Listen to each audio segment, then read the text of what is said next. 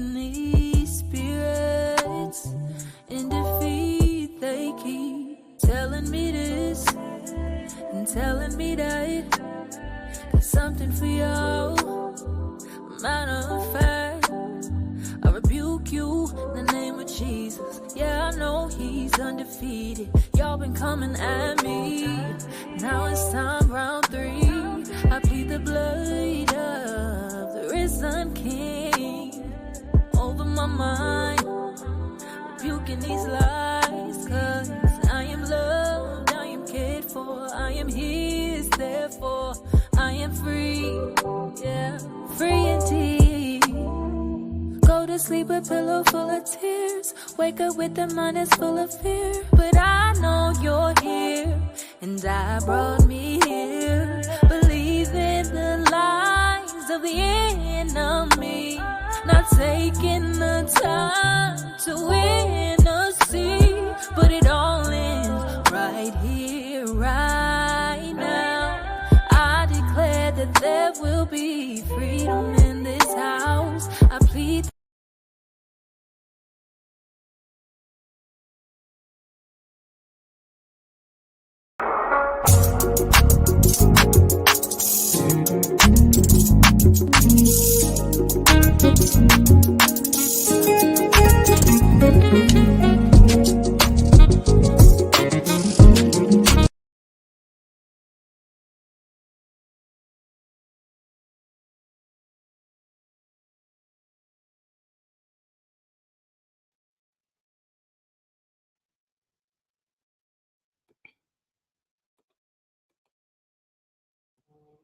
Hey, what's going on? Good morning, man. Hey guys, hey, welcome to Real Talk with MRK Coffee in the morning, man. Hey, I'm your boy Marquez Raphael Kirkland, and this is James Dale Merchants. Hey man, and welcome to Real Talk, man. We are back at it again on this Monday. Hey, we ready to get started and get into it, man. We definitely had a great weekend. I had a great weekend. How was your weekend, my brother? Chill, man. It was chill, man. That's wonderful. Wonderful, man. Man, we're gonna get started, man. Today's morning inspiration, man. It comes from a quote. At the end of the day, a loving family should find everything forgivable. And this is by Mark V. Austin. Let me say that again. At the end of the day, a loving family should find everything forgivable. Everything? Everything. I'm just, Everything. I'm just joking, but no, I feel that though. I feel that. Man, this touched me when I was coming across it and I read it and everything, because how it I guess this quote affects me is that, you know, in family and the family dynamics, there are things that happen in the course of, you know, the family and years past and years, you know, that you go through, that sometimes things are done, you know, from to each other, maybe not purposely, but it's happened. And you have to learn how to be able to forgive. You got to learn how to be able to forgive each other, to be able to move on and to coexist and be able to operate in I would say a loving way. If you consider each other family and consider each other about love, if that's the dynamics of your family, I believe it's the dynamics of my family. You know, we love each other, but sometimes we don't know how to come to the table to resolve those issues and learn how to be able to move on from them. And without forgiveness, I don't believe you truly 100% can move on from those conflicts and those things that has been either done to you or you have done something to the other person, whether you offend them, you've broken their trust, you hurt them in some type of way.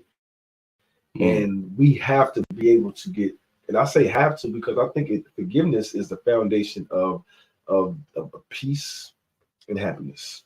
Even if you don't, or you're not able to coexist with that person. I was gonna say I won't throw happiness in there, maybe peace. Peace. Okay. Yeah. Well, I said it because if you truly love somebody and you truly care for them, you yearn for that relationship, regardless of what has happened.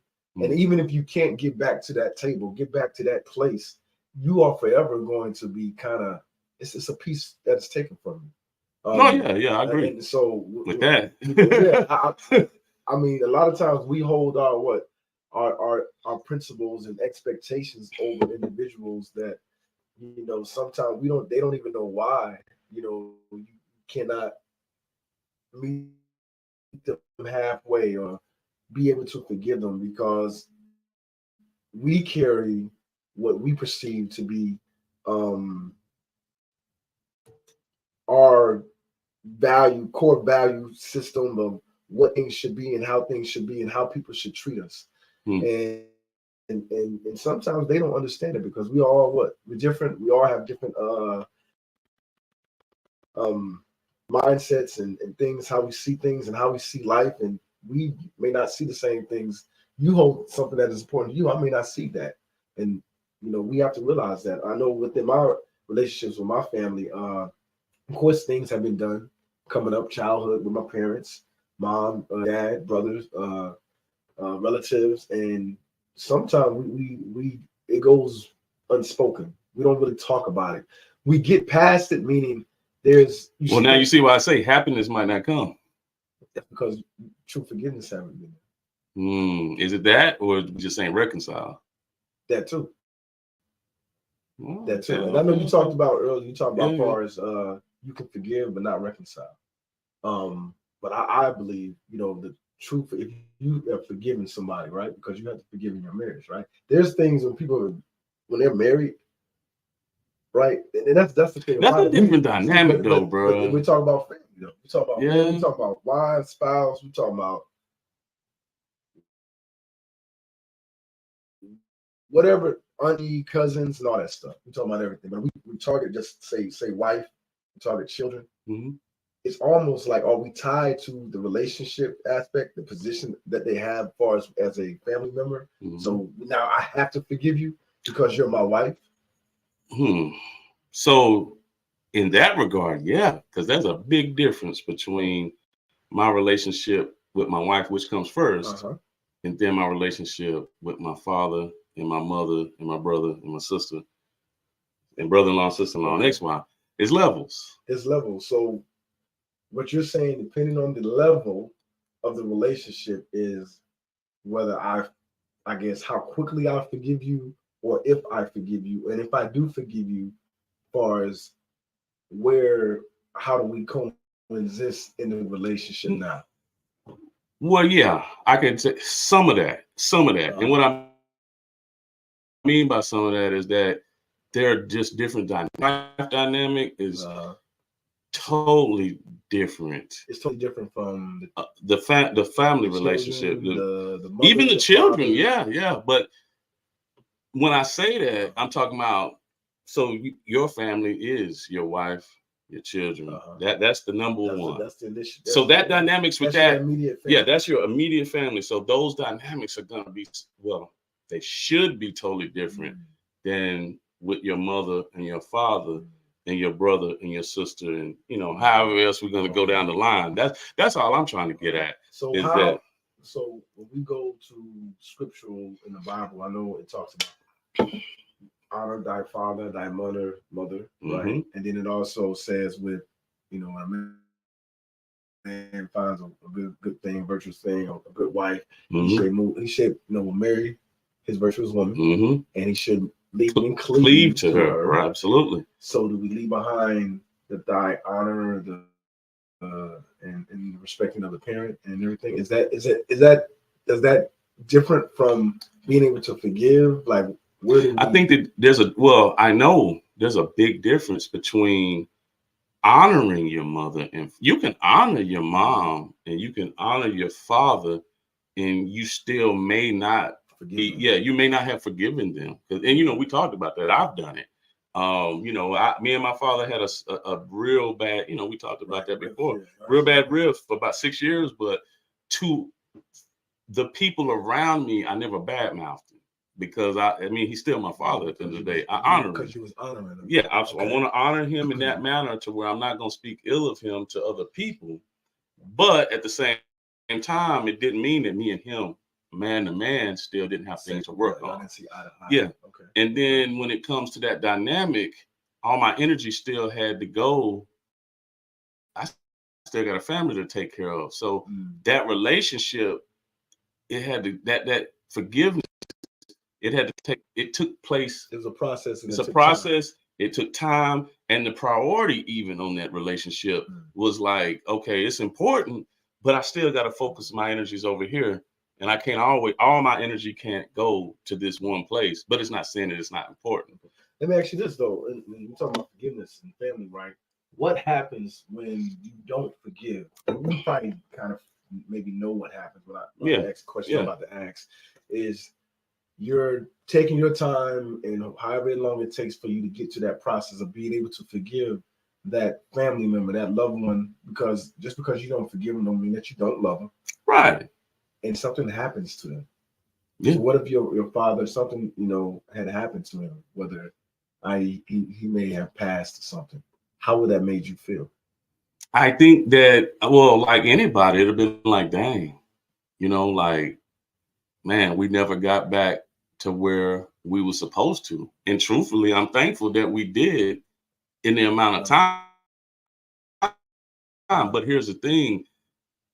If we're being honest, forgiveness takes time. I wish it didn't take as much time as it does, but in many cases, and I think, and we probably jumping too far ahead, but I think that, and I can't say I think, I know for a fact that what delays forgiveness is that there's usually something in there that, both people are trying to get at. Like, and that was when we talked about that at one time before in that conflict resolution. And sometimes those skills are not there. Whether it's that other person lacks the skills, and this person's like, I want to talk about it. The lack of understanding each other.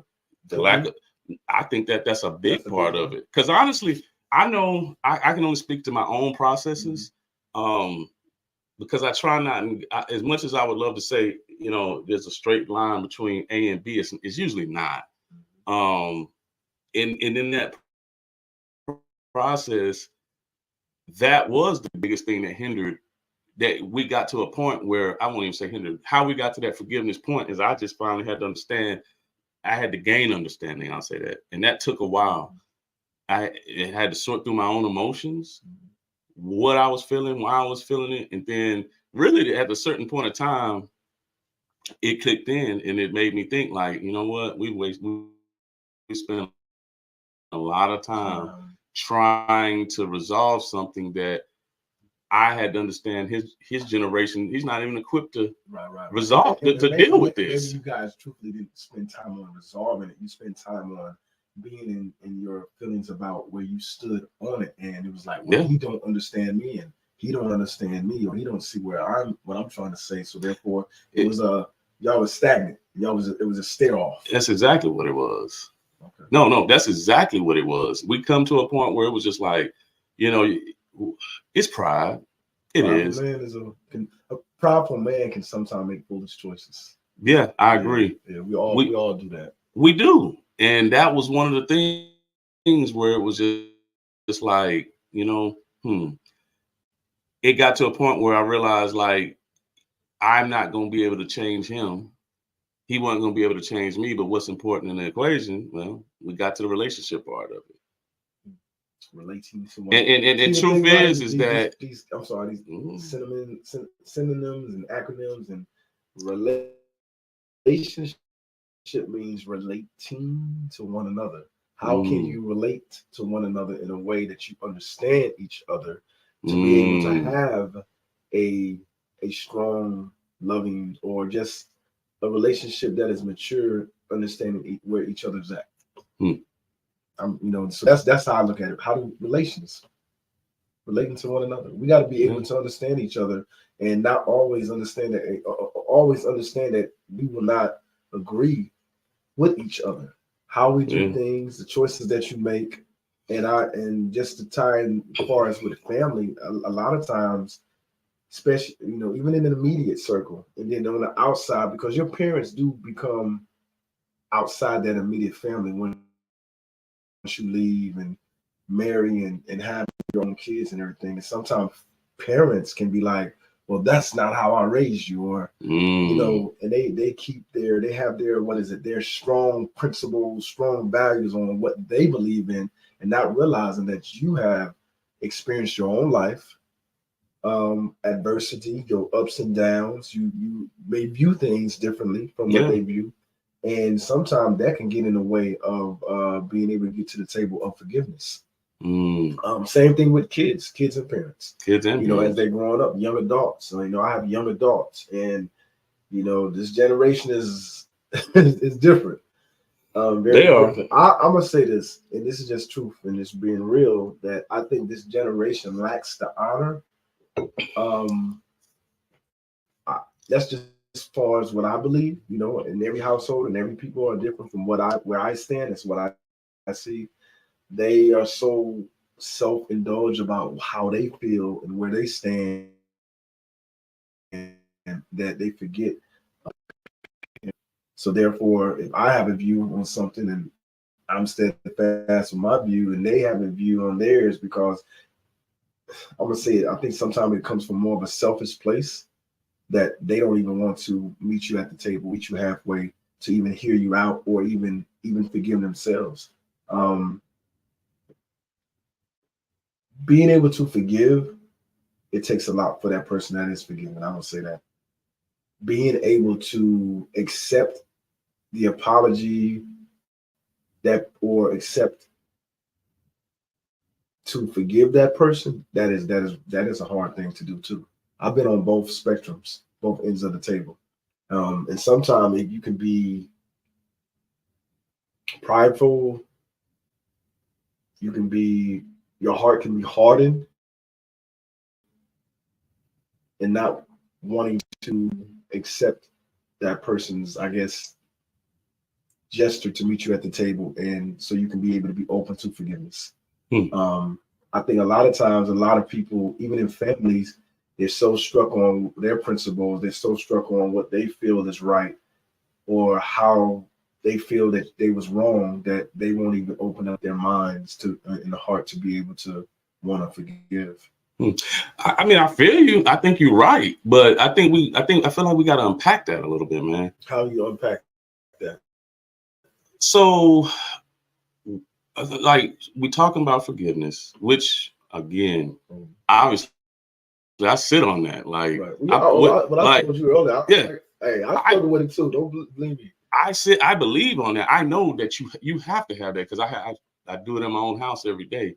But with that being said, when it comes to family, I mean, let's be real about family. There are things that, just because a person may not want to, I guess, people have, like we talked about before, you have your own principles and things like that.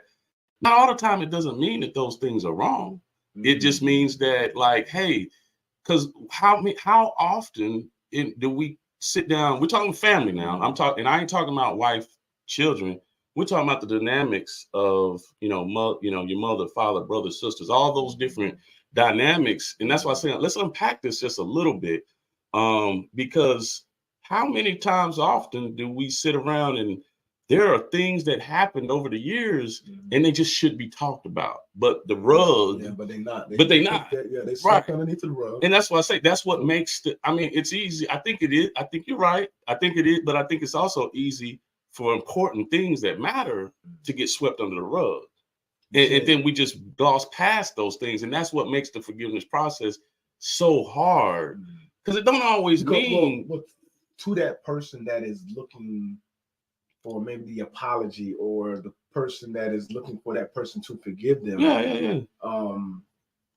We tend to forget, and we all do it. We tend to forget how that person feels, or even in those moments, how did that person feel that was done to them? Because, and we overlook that. It gets a lot of overlooked. It's like, well, even in certain families, it's like, well, suck it up and move on. And I do. Like, I've heard it and everything. I ain't gonna name names. I've heard it where they, it was said. You know what I'm saying? Well, I don't care. This is how I feel about it and everything. And we,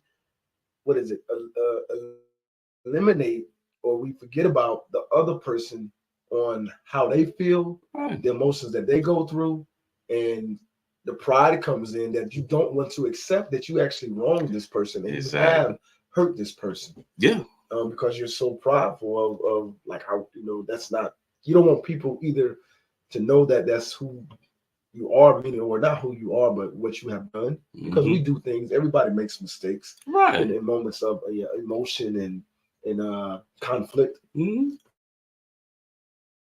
So I think it's it's a touchy, it's definitely a touchy subject about forgiveness in the family, and how does that take place? Yeah, it's tough, right? Like and here's one thing I'll tell you moving forward, because what I did, and we talked about it before, we do notice our parents, and I'm using them specifically because, excuse me, their generation was just different.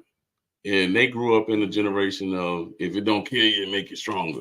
Yeah. And it's like, I have to understand that, though. And it took a lot of time to understand that, the tools just might not be there. You know what I'm saying? They wasn't equipped with the tools. To be able to handle those things, unmask it. They didn't have the conflict resolution. They did not. Skills. None of that was talked about. It was like you just wake up and, you go about your day and forget what you're feeling like. It's just like this. Yeah, your feelings were actually put aside. They were put aside, yeah.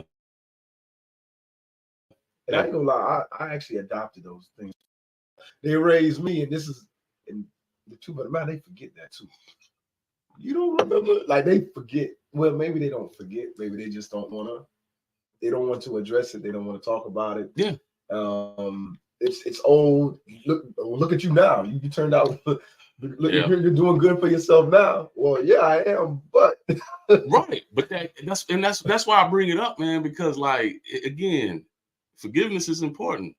It should always end that. But I think if anything, it's like why does forgiveness become such a process? Because it is a process. Well, tell us about it then. What's your point of view? So, with forgiveness being a process, there's a lot of things that get in the way. We, and does it mean that is it bad or is it good? I don't think that there is a such thing when you're trying to get to the truth of a matter. We because there are things that are going to happen. Even the Bible says, consider others more than you consider yourself. Now, that's not always going to take place. It's not going to always come out. You know what I mean? It's not going to always play out like that, like as quickly. You know what I mean? Right. Sometimes, because that's a process that's developed in us over time. Is that process of considering others more highly than we consider ourselves. But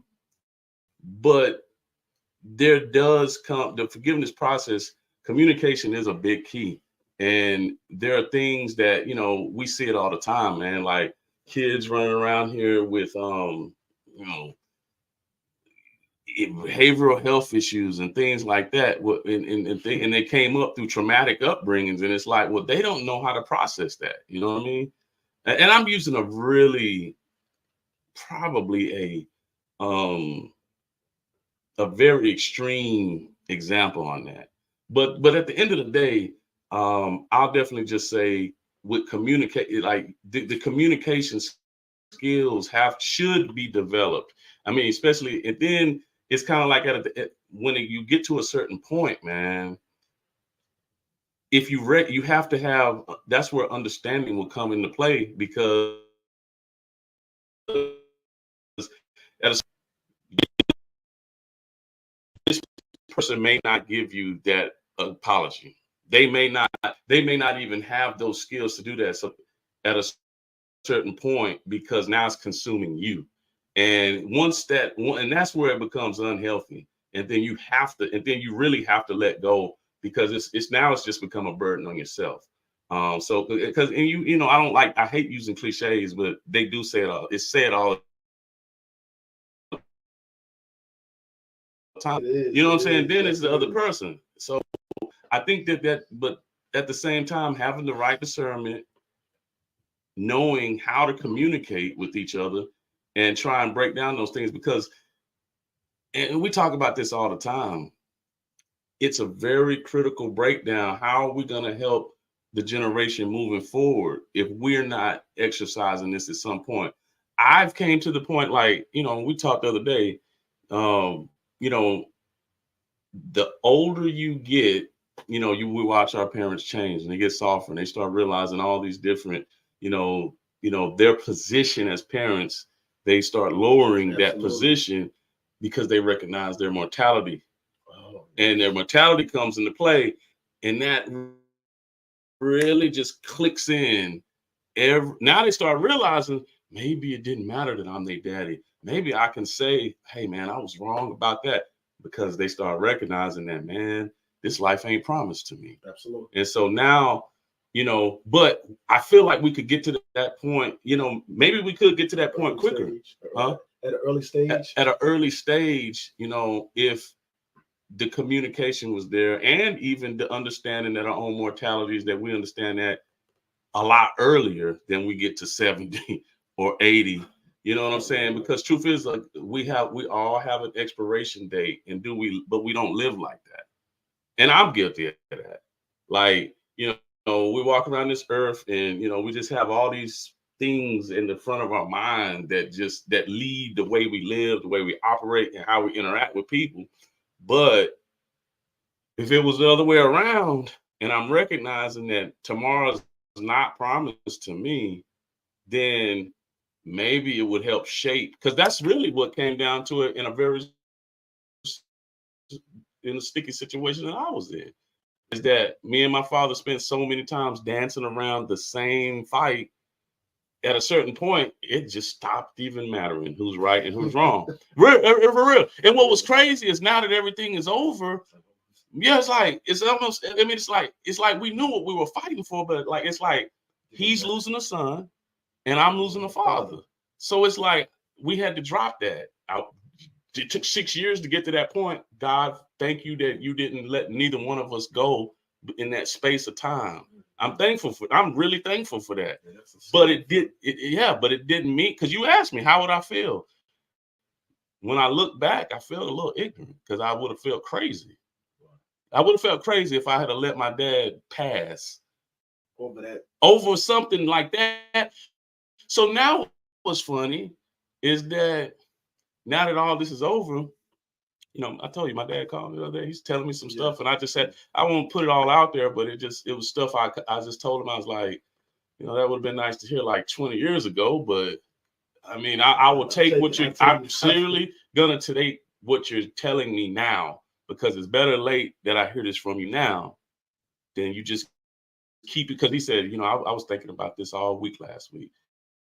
So I knew, and here was the thing, I had to take that, because I processed it and I realized, Tez, that I know my father. He's one of them, you know, I hate that word, alpha male, you know, so strong, but I could hear his voice crack. And I knew how he had really been thinking about this. And I knew the energy it took for him just to say that. So I had to take that plate and just accept it for what it was.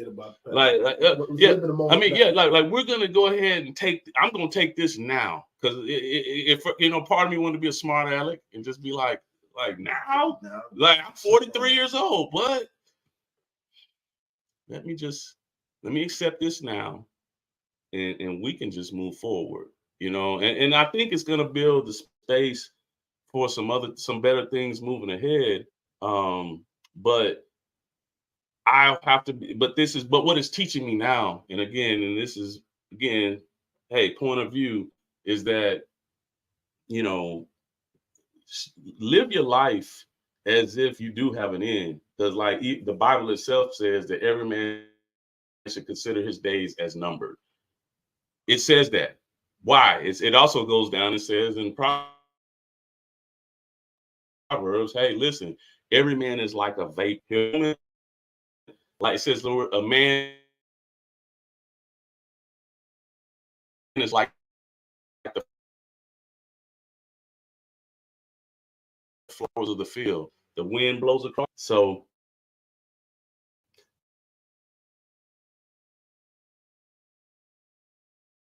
that's just my point of view. I think that at the end, you know, maybe not to get all maybe it actually comes out a little bit quicker, recognizing that, you know, because you might actually be right in a position that you have 1,000%, but the wisdom and understanding part comes in when you have to factor in what's really important. So that's just point of view, man. All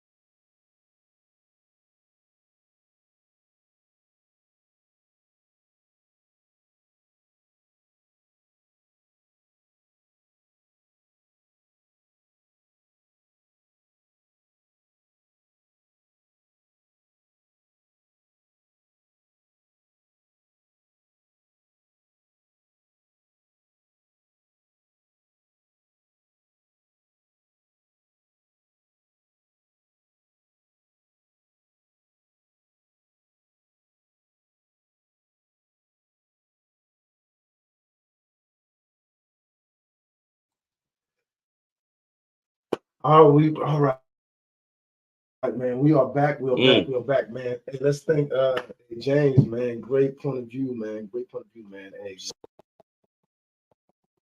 about forgiveness and sharing your the story of you and your dad, man. I mean, that's very, very inspirational. Absolutely inspirational, and how you guys can come to the table and he can share his feelings, and you guys were able to forgive, that 6-year long rift and everything, and then you actually you think back on it that it was like very minute to the bigger picture. Yeah, man. Man, so the topic of the day, let's get into it. It kind of goes time with everything from James' point of view, where the hot topic, it is the effects of marriage on the family dynamics. So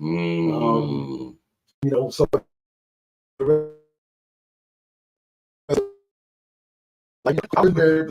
I've been married 3 times, unfortunately, and yeah. No, it's just I said it. Yeah, like I'm gonna probably be in that thing for a minute. For a minute, man. So hey, that's a good thing. That's definitely a good thing, man. For sure. So, man, through my experience of marriage and family dynamics, it could be a touchy one. It could be a difficult one, depending on how you start off and how you integrate each other as far as, husband and wife into each other's families, and you have to deal with in-laws, and hopefully you get along with each other, but sometimes that doesn't always happen. I would say for me, with all 3, I've only had to deal with one father-in-law, and my father, actually, I'm gonna be honest, he never really became my father-in-law because he passed a few months before we actually got married. So actually, I'll take that back. It's 2 of them. Sorry, man. Go ahead, man. It's just funny how you... I believe that's probably one of the I got to meet him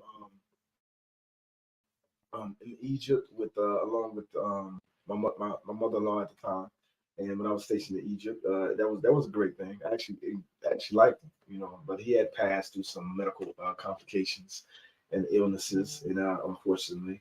And then there was my last wife, my 3rd wife, who was technically was her stepdad, and I met him and everything. And I asked each one of them for their hand in marriage. That's it's just how I was raised. And that's what I thought was right, because I am a father of 3 girls, so I would like the same the same honor or same respect, and I felt that was the right thing to do. But it is difficult when you don't get along, maybe with the in-laws or with the mother and father-in-law, and they may not agree with you as far as you marrying their daughter or marrying their son, and they think that you're just not it, and it can cause a lot of rift. It can cause a lot of situational things that can happen within the circle of the dynamics of the marriage, because now you have the other person, because that's their parents, and they love their parents, they honor their parents, and sometimes where they can't let go of I guess being a child of their parent, and wanting to satisfy them so much, and they forget that they have married. How you gonna get so deep so soon? I'm sorry, man. Wow. I'm just okay. Because for me, marriage, that's the only thing that I really have. My marriage was short, and also, like I said, I only had like my first marriage. The father really wasn't in her life. I had to deal with the mother, and she didn't really have a good relationship with the mother, and I deal with her grandmother, and so there was some absence in the other side of the family. Gotcha. The other two I did have to deal with more so the mother. Then there's the sister, there's the brother with my second one, and trying to incorporate yourself, integrating yourself into that family and being accepted sometimes can be difficult, because again, the mother, the brother, the sister, they may not like you for whatever reason, and you're trying to find your way of being a part of that family and being accepted. It could cause a lot of issues. You may not agree on everything. They may be still in a way controlling the other half on what they do and how they do it. And I've seen it through, I'm gonna be honest, through my brothers, to where you kind of feel as if the other side is taking them away from the family. And and even in my mom and dad's marriage, right, and being in there, I've always kind of felt that it seems like it always with the wife or with the mother or the that side of the family, it seems like it's always more they're more suited, and they I don't know, what is it, hang out with their side of the family. That side of the family. I don't know if that's just what I've seen and experienced. No. And the husband side of the family, it's almost like the throwaways, the outcasts. We'll make time for them after, we spend time with my family and my mother and my father, and that could cause some type of tension and rift between the two, and then also the in-laws. I mean, I don't know what have you experienced? No, I mean, you're bringing up a lot of that. It's a lot. I mean, yeah, that's what I'm saying. You jump right in to some key topics that I think everybody out there deals with. The effects of marriage. I will first, I guess the first place I have to start, man, is how do you navigate just, how do two people that have come together? First, I think the first thing that's probably the most important to establish is, who are y'all? Together, yes. That, I think that's where the breakdown, before I touch any of the other stuff, because it's a lot. But that's going to be the first important one, is who are the two married people? Who are they together? Because that's what I've learned is going to be the sustaining factor, you know what I mean? And everything is that, okay, because you're not going to be able, I've learned real quick, I'm not going to be able to please my family, because to keep it short, they feel like a lot of ways that, well, like you just said, like, he's over there. He's always over there. Yeah. What about us? What about us? Right. And then, but then at the same time, then you have the wife's side of the family, and then they don't always understand sometimes, that the wife has a husband now. And that can cause. It's not just her. Right. Yeah, it's not just her. And that causes issues. So that's why I'm starting. I have to start. Let me start off on the first. Kids are both theirs. Right. Yeah. Yeah. Oh. Not wow. They got another set of grandparents. Right. Another set of uncles. Not even that, they got a daddy. Yeah. I'm just saying, like they actually have a father who's actually around. So that's why I say those factors who you are together has to be so crucial, because if not, you're gonna be tempted to go back to where you came from, and she's gonna be tempted to go back to where she came from. That's why I'm bringing that first part up. It's like, it's mega. I can't even say enough on that. Who are you guys together? That's got to be the first situation on how, because that's an effect. How well can y'all yoke together?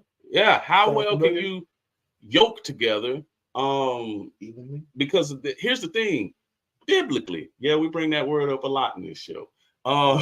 Biblically, a man and a woman, when they come together, are meant to become one. They're not coming one with, one with something else and something. No.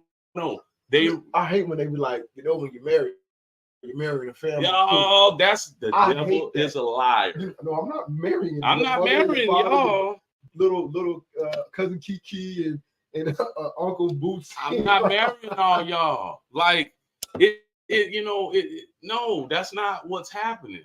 Now, I'm not gonna say, I'm not gonna say that there's no value in trying to get to know your in-laws, because there is value with that. Just, it's a lot of value in that, but that can't be the priority. Is, how you guys all, how do they like me? Because here's the thing, they might not. Yeah, that's what I was saying. Yeah. They might not like you. And I'm gonna, I was prepared for this topic. So you see what I'm saying? Yeah. Currently, even in for years, I'll say this: it took me a long, been married 20 years, and it took me a very long. It wasn't until the last 5 years of my marriage that I actually got to understand my father-in-law. It was actually a bit of 15 years. Took me 15 years. Now, granted, I guess I can say I can equal in some of the factors. Military family. We're only home. We're only visiting them maybe once a year, maybe twice a year. So those interactions they're short, and you only get to see the parts usually that you don't like of them. And so, my father, he was just, I always felt like he was really just a guy that only heard one voice, and that was his. And a little bit of, obnoxious. and just, my father-in-law is a type of person who has zero filter. What's in there, it's coming out. And it can be sometimes he doesn't think about anything. He says, and I've learned to kind of just respect that about him, because he's a great shooter. He just says, like, we'll be in public. Like one time we were on vacation together, and we're in the lobby, and we're just having a good time, kind of talking, which was cool. And then the TV comes on, and he says, and this is in the height of some real tense political times, which I think we have been for the last 10 years anyway. It's been a while, right? Yeah. He just comes on, he says, well, see, running this country. We said it out loud. Yeah. And we're over, and I'm just like, and I'm looking at I'm surveying the room, and you could see, and he don't care. Yeah, I just kind of grabbed my little food and just kind of like, maybe I'm not with him, but nonetheless, that's just him. Now I would have to really suppress my emotions but I won't say suppress. I would say manage my emotions every visit, right? For years. So you prepare yourself, baby. I would always be prepared, and like it was always a preparation phase before we went on a trip. However, what happened? Here's the good news, though. we were stationed in Korea, and my mother and father-in-law, they decided that they wanted to visit us and stay a month with us in Korea. And they did it. Yeah. So before when you found it out, what was your feelings about that? How did you, you bought it? Full disclosure, I was like, what in the world are we supposed to do together? I can imagine. What are we supposed to do for a month together? And we ended up going on a cruise, which is even more close in. So it felt crazy, but here's what happened though.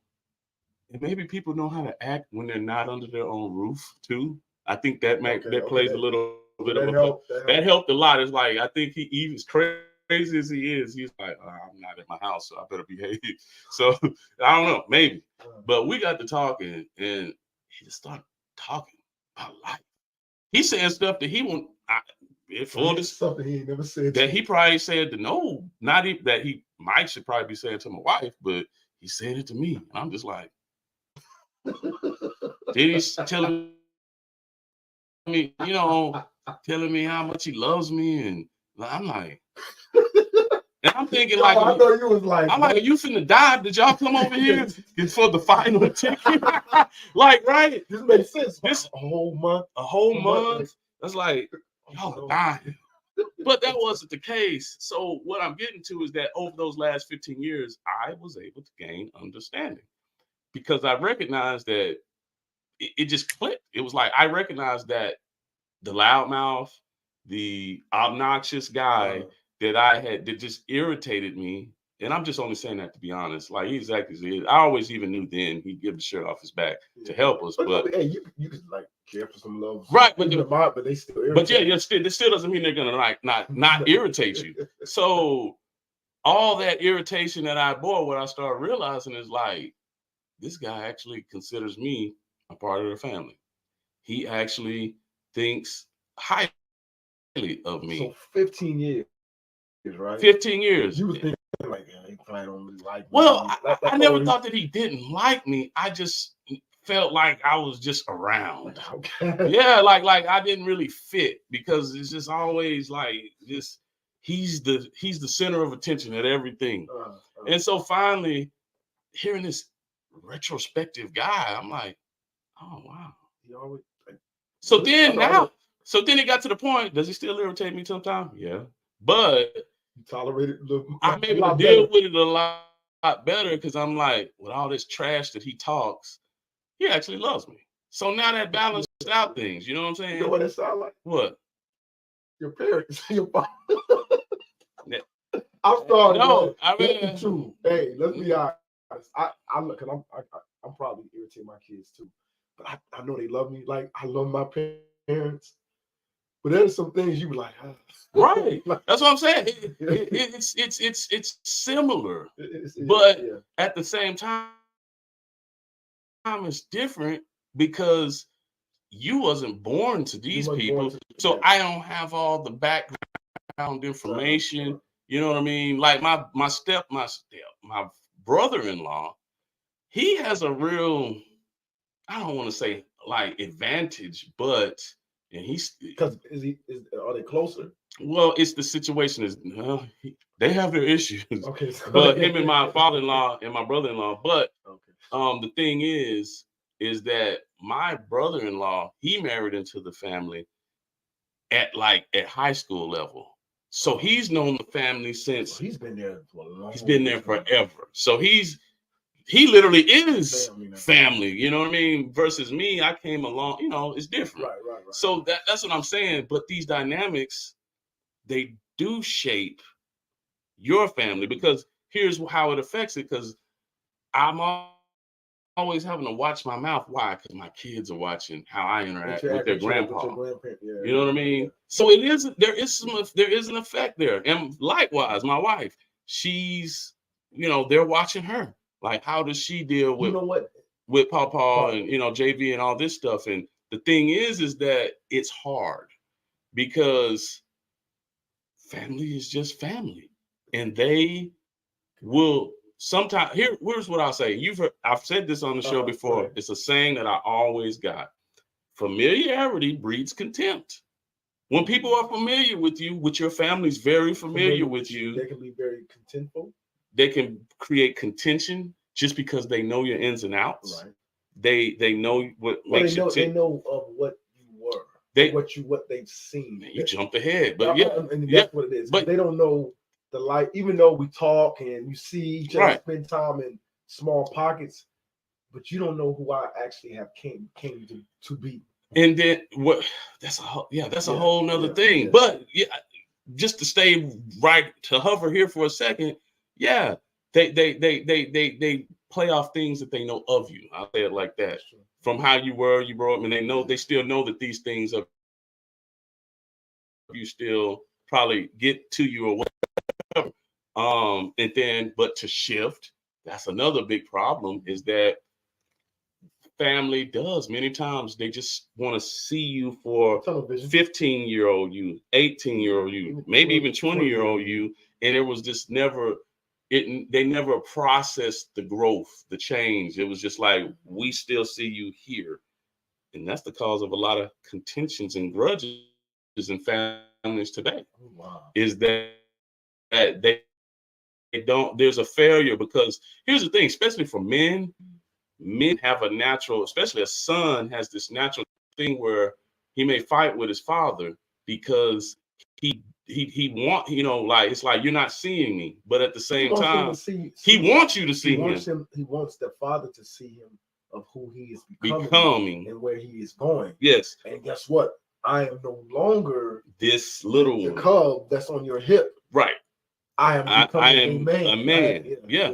And which goes to another issue, dynamic, is that, and that's whether it's the wife or the husband, when that doesn't happen, then it does cause contentions in the family, because it's like, maybe they make decisions and those decisions affect your family. And now you're being handled as a child, but you have your own family, and this decision affects your family. Ooh. You just, because they still keeping you in that place. Correct. And not realizing, like, hey. I was just gonna say, and truth be told, depending on the generation and the tools that family member, that your family was given, they might not even realize it. You don't realize they don't realize it. So it's not purposely done. It's not. So much purposely done of ignorance. Yeah, it's just ignorance. It's like, this is how I know to be a parent, even though my child is 45 years old. This is what I know, and that causes contention. And that could be on both sides, because if I'm a husband and I go home and I'm watching my wife being handled as if she's 18, you're like, that's gonna, like, I can sit back all day and say, okay, I'm just gonna let her handle it, but there's a man in here. Right. And so at a certain point, you are her husband. And again, you're right. Even though I know you dad or your mom, but this is my wife. This is my wife. She's your daughter. And has buried my children. This is our family. And that's why I said earlier, there's levels to this. That's why I was like, it's gotta be broken down. Yeah, because it's like, there's levels to this. And you brought it up earlier though, conflict management. A lot of families just don't have that skill. It's period. It's just like, and I'll be honest with you. I don't want to talk about this. I don't want to talk about that. Whether it's a father, whether it's the mom, or brother or sister. They're still in the place of, when everybody was in the house, I say what I said. I said what I said, and everything, and that's it. And because they're still looking at you as the child, and they're the mother, the parent, in that parent role, as if they were nurturing you and taking care of you, and providing for you. There's no reason that we need to talk about this. What are we going to talk about? Because that's just how I feel, and that's it. So now, guess what happens? You push away that child, that kid of yours, and didn't even realize it, because you're so set in your ways. And not willing to evolve to what? Be able to learn how to conflict manage, and also communicate with them on their level. Yes. Yeah. You hitting it. This is why I say, like, this is why this needed to be unpacked. It can't. These are serious. This is a serious topic, man. A lot of divorces have came because remember who you are together, because they're still trying to be individuals. Yes. When they come together, they're married paper-wise, legally. And if your family has more influence on you than your mate, your spouse, y'all in trouble, fam. Y'all are in trouble if that's happening. I'm just gonna be real with you because I've watched it break. You have the grandmother or the grandpa. Let's just say the grandparent, whoever it is, that controls how the kids are being raised. It's a difference when you can provide counsel, advice, guidance, but to tell them how they should be doing it, and I got it, your grandparents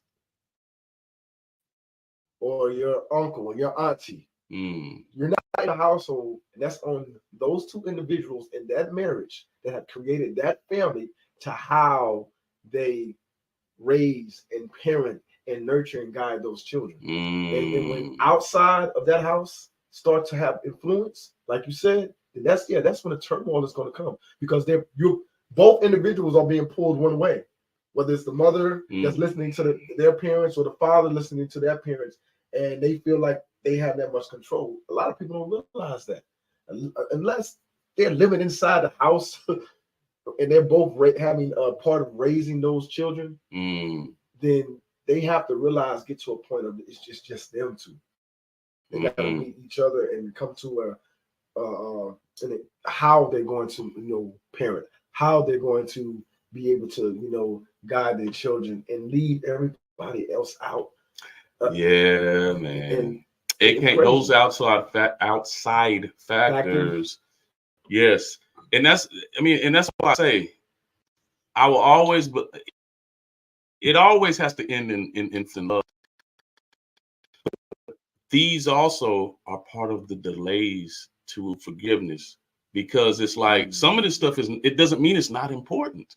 These boundaries are very important to establish in a healthy relationship.